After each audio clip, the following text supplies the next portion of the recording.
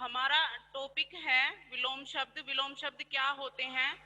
जो शब्द एक दूसरे के विपरीत अर्थ बताएं उन्हें विलोम शब्द कहा जाता है। जो एक दूसरे के उल्टे अर्थ बताते हैं उन्हें विलोम शब्द कहा जाता है। ठीक है, इनका अर्थ दिए हुए शब्द से एकदम विपरीत होता है। जो शब्द होते हैं और जो इनका अर्थ होता है वो वह उनसे क्या होता है, एकदम विपरीत होता है, उल्टा होता है। जैसे कोमल, कठोर, गर्म, ठंडा इत्यादि।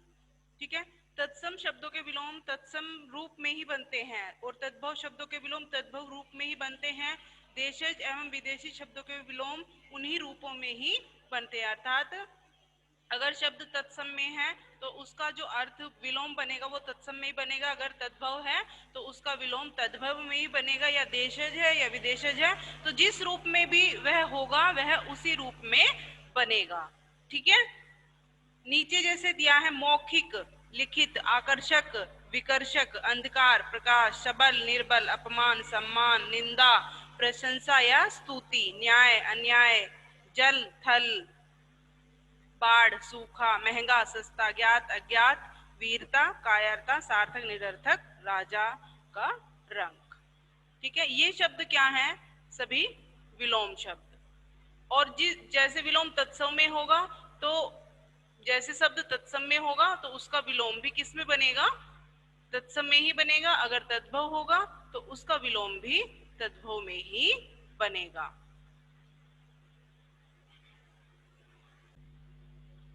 प्रश्न 3 का उत्तर है, पाठ में आए मानवीकरण, निर्जीव या प्राकृतिक वस्तु जीव जंतु को मनुष्य के समान कार्य करते हुए दिखाना। इसके दो उदाहरण हैं, नेत्रहीनों की तरह अनुभव करना, अजगर की तरह वनों से गुजरना। ठीक है,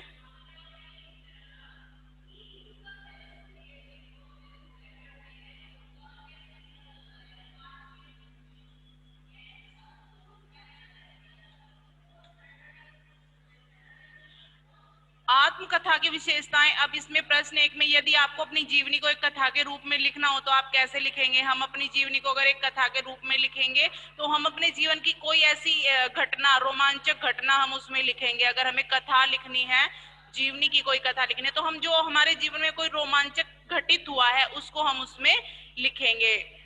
ठीक है, उसमें हम अलंकारों का, मानवीकरण अलंकारों का प्रयोग कर सकते हैं। उसमें हम क्या क्या लिख सकते हैं? उसमें हम बढ़ा चढ़ाकर भी लिख सकते हैं। जो हम कथा लिखते हैं उसमें हम सब कुछ सच नहीं लिखते हैं, उसमें हम बढ़ा चढ़ाकर भी लिख सकते हैं।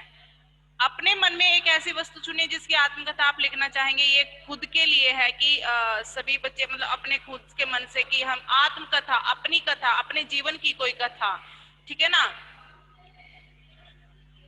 अपने साथी के साथ चर्चा करते हुए उस वस्तु के कुछ अनुभवों को बिंदु के रूप में बनाकर अपनी उत्तर पुस्तिका में लिखिए। मतलब जो हमने विषय चुना है कथा के लिए उसके लिए कुछ बिंदु हमें लिखने हैं।